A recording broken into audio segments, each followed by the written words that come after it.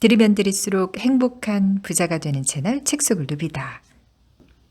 학산에서 출판한 부와 행운을 끌어당기는 11가지 법칙 퀀텀 시크릿, 오늘 여러분과 나눠보도록 하겠습니다. 최근 출판된 책이고요. 그 마인드 파워 스쿨 대표인 조성희 님이 이 책을 추천하셨더라고요. 그 성공한 사람들의 특징을 뇌과학, 심리학, 철학, 종교학, 심지어 양자역학에 이르기까지 그 가운데 있는 공통점을 연구해서 실제적으로 재현성을 높인 그런 소원 실천법, 부자 되는 법, 이거를 양자역학이라는 과학적 이론에 좀 접목해서 설명을 한 게 이 책의 굉장히 특징이라고 볼 수 있고요. 비교적 양자역학을 쉽고 또 이해하기 편리하게 요점만 쏙쏙 뽑아서 설명한 그런 느낌이었습니다. 원하는 것이 있을 때 왜 자꾸 심상화하라는지, 왜 100번 쓰기, 1000번 쓰기를 하라고 하는지, 왜 affirmation 소리내서 자기 확언을 하라는지 의문이었던 분들은 이 책을 읽으시면 조금은 그 의문을 해소하고 이해하는 데 도움이 될 겁니다. 양자역학이란 무엇일까요? 양자역학이라는 단어를 얼핏 들으면 어렵게 느껴집니다. 하지만 양자역학은 우리의 생활에 무척 밀접한 존재입니다. 예를 들면 휴대전화나 컴퓨터 등은 반도체 기술의 발전에 따라 전 세계에 보급되었는데, 이 반도체 기술은 도라에몽이 쓰는 통과 후프처럼 전자가 벽을 통과하는 현상인 양자세계의 터널 효과를 활용합니다. DVD, 레이저, 디지털 카메라도 양자역학의 이론 없이는 있을 수 없습니다. 게다가 양자 컴퓨터나 양자 텔레포테이션과 같이 앞으로 발전될 기술도 있습니다. 물리학은 크게 두 분야로 나뉩니다. 한 가지는 고전 역학, 그리고 나머지 하나는 양자 역학입니다. 고전 역학은 눈에 보이는 거시 세계에서 성립하는 자연 법칙을 탐구하는 학문입니다. 예를 들면 공이 포물선상에 그리는 궤도를 예측하거나 사과가 땅에 떨어지는 현상을 확인하고 이 운동 법칙을 해명하는 과정이 고전 역학입니다. 반면 양자 역학은 눈에 보이지 않는 미시 세계에서 성립하는 자연의 법칙을 탐구하는 학문입니다. 예를 들어 사과를 잘게 자르면 어떻게 될까요? 사과 주스가 됩니다. 주스는 대부분이 물 분자로 이루어져 있습니다. 물 분자 H2O를 잘게 분해해 보면 수소 원자 H 2개와 산소 원자 O 1개로 구성되어 있습니다. 원자는 그 중심에 원자 핵이 있고 그 주위를 전자가 빙글빙글 돌고 있습니다. 모든 물질은 계속해서 잘게 쪼개면 분자가 됩니다. 분자는 원자로 구성되고 전자, 중성자, 양성자로 이루어져 있습니다. 그리고 중성자와 양성자 속에는 쿼크라고 하는 세 개의 소립자가 존재합니다. 소립자란 더 잘게 나눠지지 않는 물질을 구성하는 최소 단위를 말합니다. 우리가 입는 옷, 사용하는 컴퓨터, 사는 집, 우리의 신체도 사실 모두 미시세계에서는 같은 소립자로 구성되어 있습니다. 모든 물질이 같은 소립자로 구성되어 있다니 이상하지 않습니까? 우리의 신체를 구성하는 소립자와 옷, 가구, 집 같은 사물을 구성하는 소립자가 같다니 쉽게 믿기 어려울 것입니다. 소립자의 조합에 따라 식물이나 동물이 되기도 하고 사람이 되기도 하며 다양한 사물이 된다면 우주에 있는 각종 생물체나 동물, 식물, 인간 모두가 보이지 않는 소립자의 바다에 연결되어 있다는 것이겠죠. 이렇게 원자와 전자, 소립자 등 눈에 보이지 않는 미시세계의 자연의 움직임을 탐구하는 학문이 양자역학입니다. 다시 말해 보이지 않는 세계를 해명하는 학문입니다. 모든 것은 에너지로 설명할 수 있다. 양자역학에서 양자는 입자와 파동의 성질을 모두 가진 매우 작은 물질 또는 에너지의 최소 단위입니다. 즉, 만물의 근본은 에너지로 이루어져 있다는 말입니다. 이 세상의 구성을 단순하게 생각하면 보이는 세계와 보이지 않는 세계로 나눌 수 있습니다. 예를 들어 보이는 세계는 물체나 물질처럼 질량이 있으므로 알베르트 아인슈타인의 에너지와 질량의 관계식으로 설명합니다. 아인슈타인은 특수 상대성 이론에서 다음의 식을 도출했습니다. E는 mc의 제곱, E는 에너지, m은 물질의 질량, c는 빛의 속도입니다. 이 식은 에너지가 있는 것은 물질로 변환할 수 있고 물질은 에너지로 변환할 수 있음을 의미합니다. 즉, 이 식을 활용하면 질량이 있는 물체의 에너지 양을 알 수 있다는 말입니다. 빛의 속도는 초속 약 30만 킬로미터로 일정하므로 에너지는 물질의 질량에 비례합니다. 한 가지 예를 더 들어보겠습니다. 1g짜리 1N 동전의 에너지 양은 0.001kg 곱하기 초속 약 30만 킬로미터의 제곱이므로 약 90조 줄입니다. 히로시마에 떨어진 우라늄 원작 폭탄의 에너지 양이 60에서 70조 줄로 알려져 있으므로 그의 약 1.5배가 됩니다.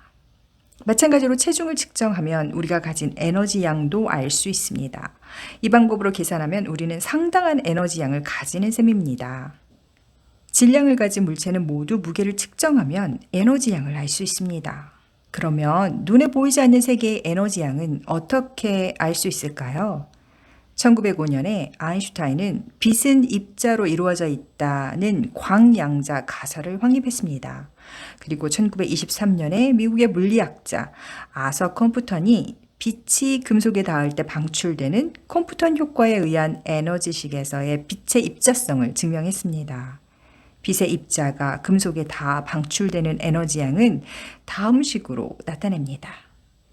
E는 hv, E는 에너지, H는 플랑크 상수, V는 주파수입니다. H는 플랑크 상수로 일정한 값이므로 에너지는 주파수에 비례합니다. 주파수란 1초 동안 파동이 진동하는 횟수를 뜻하며 진동수라고도 합니다. 이 식을 보면 진동수나 주파수가 높을수록 에너지가 높고 진동수나 주파수가 낮을수록 에너지가 낮습니다. 예를 들면 긴 줄넘기를 2초 동안 많이 돌리면 주파수가 높아지고 에너지도 높아집니다. 천천히 돌리면 에너지는 낮아집니다. 눈에 보이지 않는 세계는 이 에너지와 주파수의 관계식으로 표현합니다. 눈에 보이지 않는 세계에서 X선과 적외선, 자외선과 같은 전자파는 실체가 없기 때문에 파동과 같은 성질을 가지며 주파수로 표현합니다. 보이는 세계와 보이지 않는 세계를 조금 더 다양하게 분류해 봅시다. 사람이라면 보이는 세계는 육체고 보이지 않는 세계는 마음이나 감정일 것입니다. 육체는 눈에 보이므로 질량의 식으로 표현하고 마음은 눈에 보이지 않으므로 주파수의 식으로 표현합니다. 우리가 살아가는 환경에서 눈에 보이는 것은 돈, 집, 옷과 같은 물질입니다. 반면 눈에 보이지 않는 것은 의식, 감정, 사고와 같은 정선적인 부분입니다. 그러므로 보이는 세계는 물질 세계, 보이지 않는 세계는 정신 세계라고도 할 수 있습니다. 음양학에서 보이는 세계는 형태, 보이지 않는 세계는 기로 표현하며 보이는 세계는 양, 보이지 않는 세계는 음으로 나타냅니다.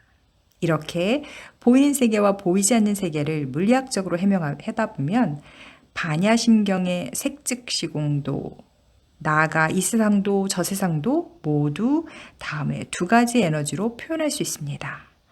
보이는 세계는 E는 mc의 제곱, 보이지 않는 세계 E는 hv.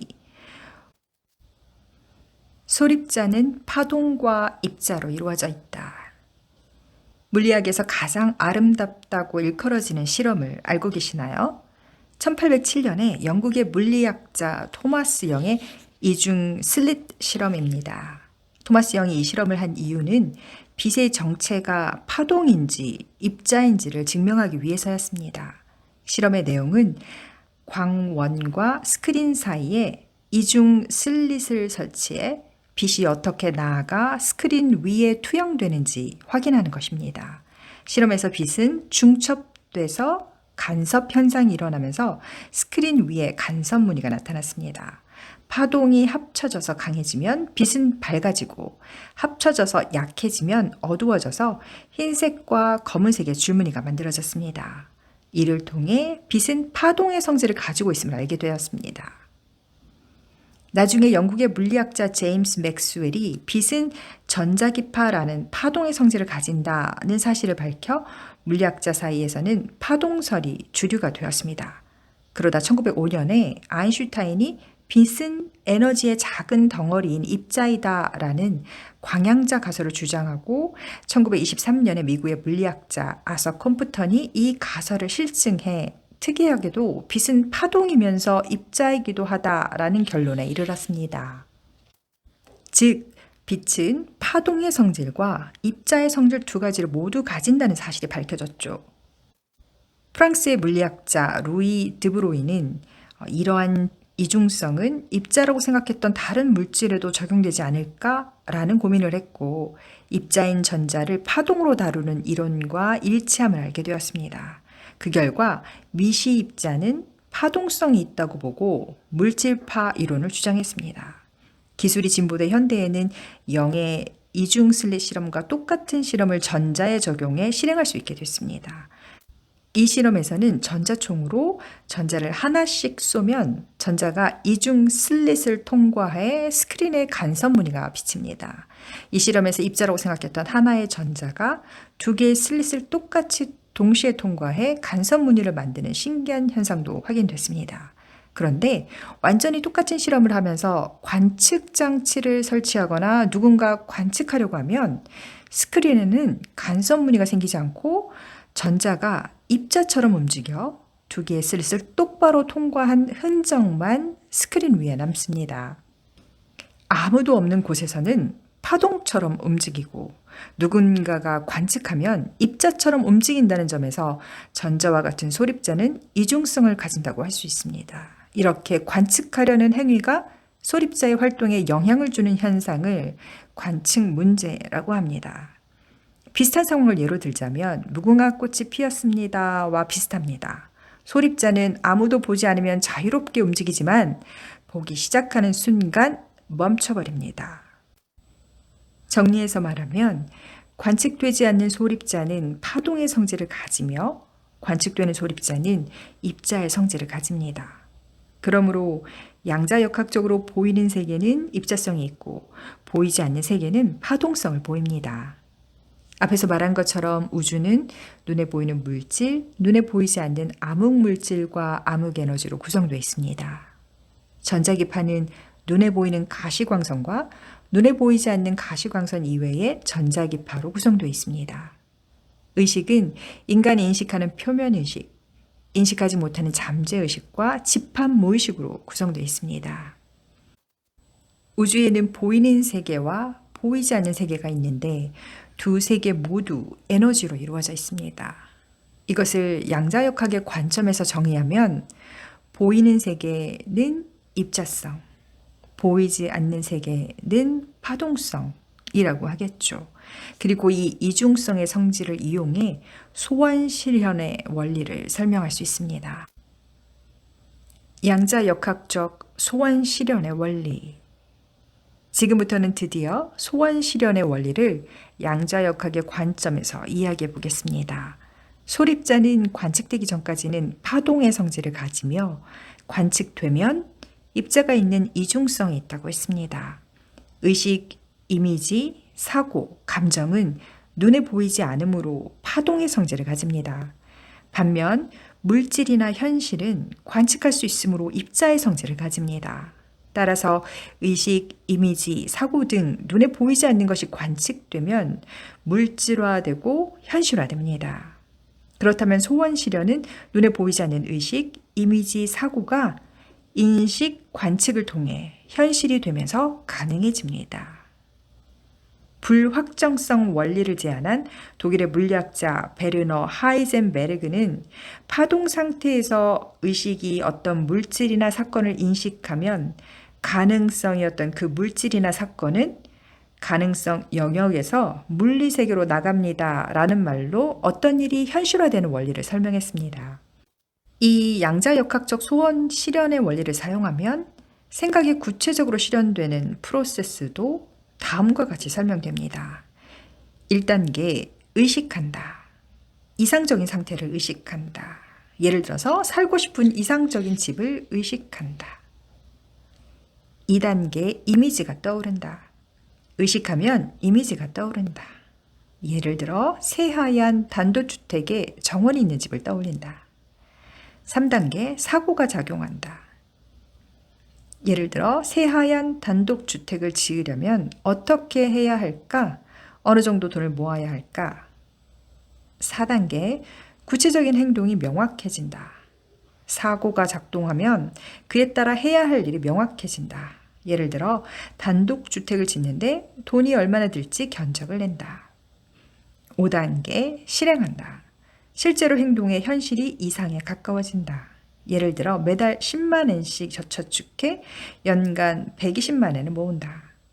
이것이 소원을 실현하는 프로세스입니다.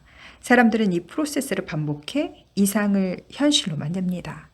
이렇게 양자역학을 이용한 실험이나 현상을 예로 들면서 우주를 지배하는 성공 법칙을 배우면 소원을 실현하는 비결, 마음가짐이나 방법이 놀라울 만큼 쉽게 이해됩니다.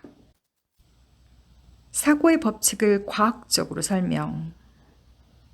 양자역학을 배우면 만물의 근원은 에너지로 이루어져 있음을 알 수 있습니다.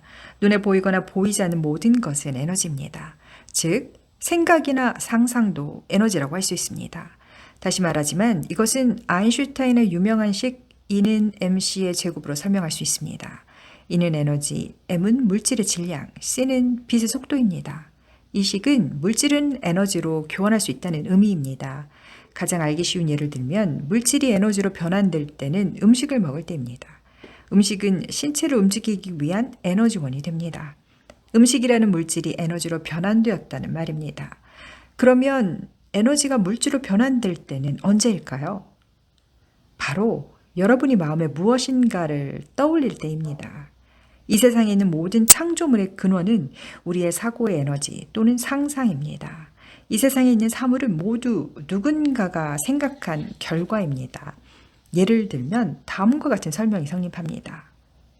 라이트 형제가 하늘을 나는 상상을 하지 않았으면 비행기는 만들어지지 않았을 것입니다. 고대 이집트인이 피라미드를 상상하지 않았다면 피라미드는 만들어지지 않았을 것이다. 스티브 잡스가 아이폰을 상상하지 않았으면 아이폰은 탄생하지 않았을 것이다. 즉, 만물은 누군가의 생각의 에너지가 창조의 에너지원이 된 것입니다. 그러므로 만약 이상적인 인생을 살아가고 싶다면 먼저 이상적인 인생을 상상해야 합니다.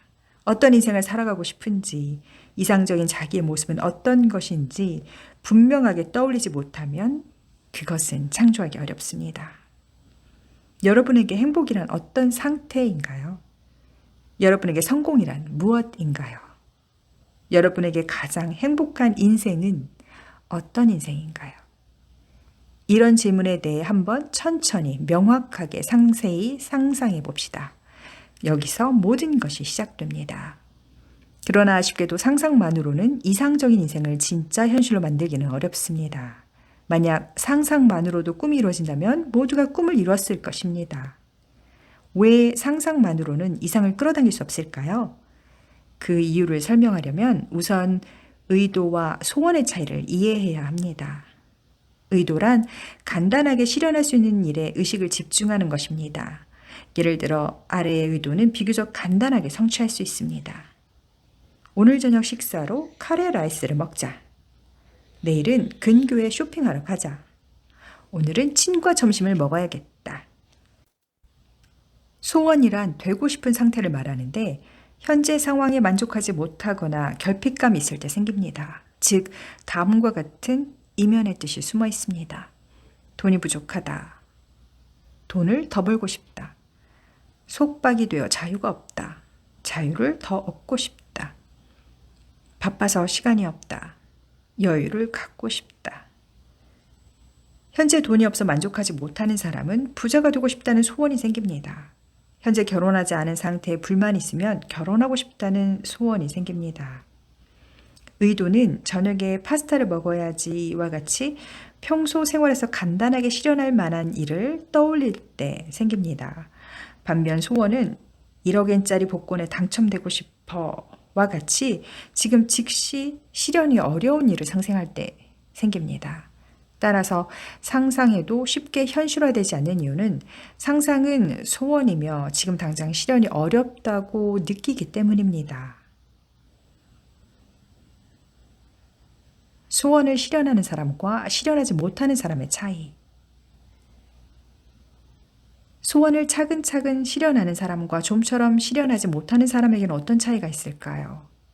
소원을 차례차례 실현하는 사람은 다음과 같은 특징을 가집니다. 소원은 자연스레 실현된다고 생각한다. 이미 실현한 것도 마찬가지라고 생각한다. 소원을 강하게 의식하거나 강하게 갈망하지 않는다. 결과를 과도하게 기대하거나 집착하지 않는다. 원래부터 경제적으로 여유로운 가정에서 자란 사람은 경제적으로 풍족한 생활이 당연하다라고 여기기 때문에 자연스럽게 풍족한 생활을 실현합니다. 연애 경험이 풍부한 사람은 설령 실현하더라도 다시 자연스러운 새로운 만남을 만납니다. 반면 소원을 실현하지 못하는 사람은 아래와 같은 특징을 가집니다. 결핍감이 있고 지금은 안 된다, 어렵다고 생각한다. 아무리 해도 이룰 수 없는 강한 욕구가 있다. 결과를 과도하게 기대하고 집착한다. 못한다, 어렵다, 모르겠다, 귀찮다는 말을 습관처럼 한다. 어떻게 하면 소원을 잘 실현하지 못하는 사람이 소원을 차근차근 실현하는 사람이 될 수 있을까요? 바로 소원을 의도로 바꾸면 됩니다. 소원을 의도로 바꾸면 아주 간단하게 소원이 실현됩니다. 실제로 나는 코칭을 할 때 고객의 소원을 의도로 바꾸도록 이끌어줍니다. 그럼 어떻게 소원을 의도로 바꿀 수 있을까요? 상상할 때 현장감을 가지고 상상해야 합니다. 현장감을 가지고 상상할 수 있으면 현실로 만들기 쉬워집니다. 예를 들어 근처에 있는 메밀국수 가게에서 메밀국수를 먹고 싶다고 상상할 때 근처에 메밀국수 가게가 있으면 바로 실천할 수 있습니다. 하지만 동경하는 연예인과 함께 점심을 먹으러 가는 모습을 상상해 보세요. 아무리 상상해봐도 연예인과 접점이 없으면 함께 점심을 먹는 일은 꿈일 뿐입니다. 안타깝게도 쉽게 상상하기 어려우면 실현되기도 어렵습니다. 이처럼 현장감을 가지고 이미지를 떠올릴 수 없는 일은 현실화하기 어렵습니다. 따라서 소원을 실현하기 위해서는 먼저 되고 싶은 자신이나 이상적인 삶, 꿈이나 목표에 대한 현장감을 가지고 상상하는 일이 중요합니다. 성공하는 사람은 명확한 목표나 비전을 가지고 있기 때문에 성공할 수 있는 것입니다. 중대한 결단을 내리면 인생이 크게 바뀐다. 이중 슬릿 실험과 관측 문제. 여러분은 지금까지 살아온 인생에 만족하나요? 자신에게는 발전 가능성이 더 있다고 생각하지는 않나요? 만약 지금까지의 인생을 뚝 잘라내고 새로운 인생을 살아갈 수 있다면 어떤 인생으로 바꾸시겠습니까? 이중 슬릿 실험에서 하나의 전자나 광자 등의 소립자가 두 개의 슬릿을 통과해 스크린상에 간섭 무늬가 생기므로 소립자는 파동성을 가진다고 했습니다. 또 소립자가 어느 슬릿을 통과하는지를 관측하려고 하면 간섭 무늬가 사라지고 입자의 성질을 나타냈습니다. 이렇게 관측 방법에 따라 실험 결과가 달라지는 관측 문제는 물리학자들 사이에서도 오랫동안 논의되어 왔으며 이 현상을 설명하기 위해 다양한 해석이 생겨났습니다. 그중 하나가 코펜하겐 해석입니다. 코펜하겐 해석에는 전자는 무수한 가능성이 중첩된 상태며 파동과 같이 존재 확률의 분포가 넓은 전자가 관측되는 순간에 한 점으로 수축해 파동에서 입자로 수렴됩니다. 예를 들어 볼까요? 어린 시절 소풍 갈 때 도시락을 갖고 간 적이 있을 겁니다. 어떤 음식이 들어있는지 모르는 채로 가서 오늘 도시락 메뉴는 뭘까 하고 설레었던 경험이 한 번쯤은 있지 않나요? 도시락 뚜껑을 열 때까지는 통 안에 무엇이 들어있는지 모르기 때문에 다양한 가능성이 있는 상황입니다. 비엔나 소세지가 있을 수도 있고 튀김이나 김밥이 있을 수도 있습니다. 어쩌면 도시락 안의 음식이 뒤죽박죽 섞여 있을 수도 있습니다. 수많은 가능성이 있는 상태에서 뚜껑을 여는 순간 어떤 특정 상태로 결론이 납니다. 뚜껑을 열고 튀김 도시락을 보고 있는 상황과 비슷하게 생각하면 됩니다. 튀김 도시락이라는 사실을 아는 순간 파동인 상태에서 입자인 상태로 사건이 확정됩니다. 한 가지 더 잘 알려진 해석으로는 1957년에 미국의 물리학자 휴 에버넷이 제안한 다세계 해석이 있습니다. 다세계 해석은 미시세계뿐만 아니라 세상의 모든 것이 중첩된 상태이며 확률적으로 정해져 있는 사건의 수만큼 세계가 다수로 분규돼 간다는 개념입니다. 즉, 다양한 가능성의 세계가 병행으로 동시에 존재하며 관측한 순간에 하나의 세계로 들어간다는 말입니다. 다세계의 해석은 사람들에게 평행우주라는 말로도 알려져 있습니다. 평행우주는 SF 소설이나 영화, 애니메이션에서도 자주 다뤄집니다. 어쩌면 이 우주에 우리가 살아가는 곳 외에 세계가 다수 존재하고 있을 수도 있다는 발상입니다. 예를 들어 레스토랑에서 메뉴를 보고 음식을 주문할 때를 떠올려 보세요. 주문하기 전까지는 무엇을 먹을지 다양한 가능성의 세계가 동시에 존재합니다. 파스타를 주문하면 파스타를 먹는 세계가 현실로 나타나지만 다른 세계의 햄버거를 먹는 우주나 튀김덮밥을 먹는 세계가 동시에 존재하는 것입니다. 이런 이야기가 SF처럼 비현실적이라고 생각하는 사람들도 있겠지만 실제로 많은 물리학자가 평행우주를 주제로 진지하게 논의하고 있습니다. 그중 스웨덴 출신의 물리학자 매사추세츠 공과대학의 물리학 교수인 맥스 테그마크 박사가 제안하는 다중우주론이 유명합니다. 맥스 테그마크 박사에 따르면 이론적으로는 100의 500제곱 종류의 우주가 있다고 합니다. 다세계 해석에서 배우는 인생 선택이론. 우리의 인생에도 다세계 해석이나 다중우주론과 마찬가지로 많은 분기점이 있습니다. 어느 대학에 진학할까, 어디에 취직할까, 어떤 일을 선택할까, 결혼 상대로 누구를 선택할까 등등. 이렇게 인생을 살아가는 동안 수많은 선택지가 있고 또 그 선택지에 수만큼 많은 세계와 우주가 있을 거라 생각합니다. 사람은 현재나 과거의 연장선 위에서 모든 일을 생각하게 됩니다.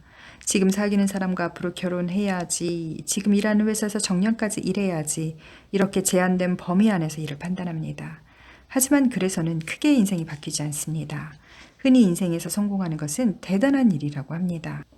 이 대단하다라는 말은 일본어로 크게 변한다, 즉 크게 변화하는 사람이 인생에서 성공하는 사람이라고 불리는 것입니다. 그러면 인생을 크게 바꾸기 위해서는 어떻게 해야 할까요? 바로 큰 결단을 해야 합니다. 큰 결단을 하는 사람은 인생을 크게 바꿀 수 있습니다. 종종 엘리베이터에 타고 잠시 움직이지 않은 상태가 계속되면 엘리베이터가 안 움직이네 하고 생각할 때가 있습니다. 그러다 가려는 층의 버튼을 누르지 않았다는 사실을 번뜩 깨닫고 황급히 버튼을 누른 적이 있습니다. 인생도 비슷합니다. 목적지를 정하지 않으면 현실은 움직이지 않는 엘리베이터와 같습니다. 여러분이 어떻게 되고 싶은지, 어떻게 하고 싶은지 적절한 시점에 생각하고 행동으로 옮겨야 합니다. 그리고 그 비전에 맞는 큰 결단을 해야 인생을 크게 변화시킬 수 있습니다. 평행우주 논리에서 보면 인생은 결단의 연속입니다.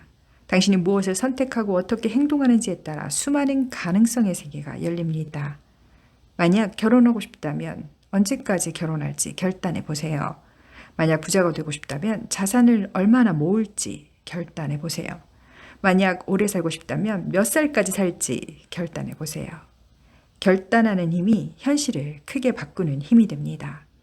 그렇다면 결단은 어떤 기준으로 해야 할까요? 여러분의 인생의 가능성이 넓어진다고 생각되는 쪽으로 선택하세요.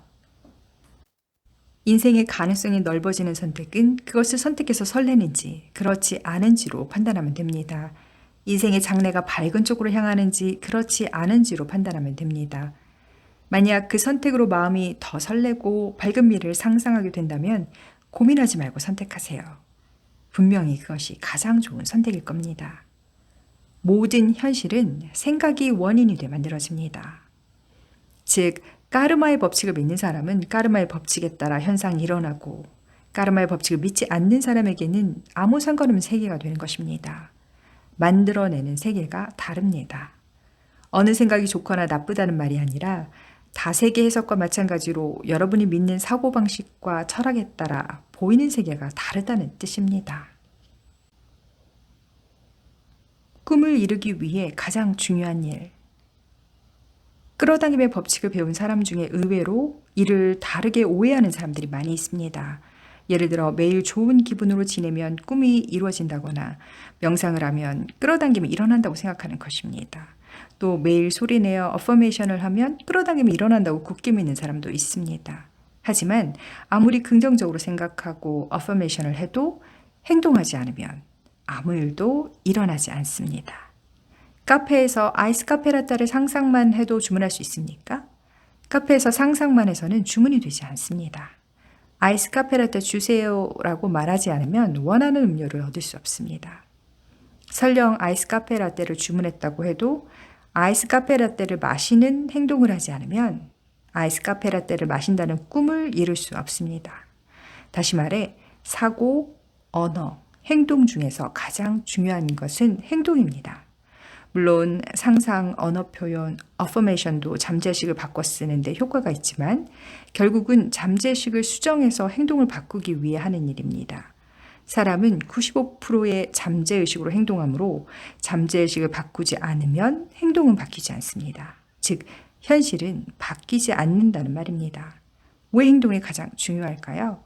그 이유는 사고, 언어, 행동 중에서 행동이 가장 에너지가 높아 현실을 바꾸는 데 큰 영향을 주기 때문입니다. 기린을 한번 상상해 볼까요? 상상은 누구에게나 매우 간단합니다. 기린을 보고 싶다라고 언어로 표현하기도 매우 쉽습니다. 그러면 기린을 동물원에서 데리고 오는 일은 어떨까요? 갑자기 어려워집니다. 이 예처럼 상상하기 언어화까지는 가능해도 행동에 옮기는 단계가 되면 급격히 난이도가 올라갑니다. 정말 말은 쉽고 행동은 어렵다고 할 수 있습니다. 누군가에게 감사를 전하고 싶을 때 고맙습니다 라고 생각하는 것과 말로 고맙습니다 라고 표현하는 것, 그리고 행동으로 감사의 뜻을 전하는 것 중에 행동으로 감사를 전하는 것이 가장 상대에게 감사의 뜻이 잘 전달됩니다. 사고, 언어, 행동을 비교해보면 가장 에너지가 낮은 게 사고, 다음은 언어, 가장 에너지가 높은 게 행동이기 때문입니다. 행동력이 있는 사람은 움직이는 속도가 빠르고 에너지가 높습니다. 에너지가 높은 사람일수록 현실화하는 힘이 있고 차례차례 꿈을 실현해 나갑니다. 상상하고 언어화한 일은 일단 행동해서 끌어당기는 힘을 높여봅시다. 여러분, 저자가 말하고 있는 이 퀀텀 시크릿의 11가지 법칙을 우선 잘 이해하고 또 내 삶에 적용한다면 우리의 삶이 크게 변화할 거라고 저는 확신합니다. 책의 제목에 쓰인 이 퀀텀이라는 말은요, 물리학 용어로서 낮은 에너지 준위에서 양자가 높은 에너지 준위로 이동할 때 쓰는 말인데 보통의 일상적인 그런 작은 변화가 아니고요. 단기간에 비약적인 성장이나 발전을 할 때 사용되는 말로 압축 성장을 뜻하는 경제 용어로도 사용이 되고 있습니다. 이 책으로 여러분의 삶이 퀀텀 점프했으면 좋겠네요. 오늘도 이한권의 멋진 책으로 여러분의 삶을 이루고 누비고 즐기세요.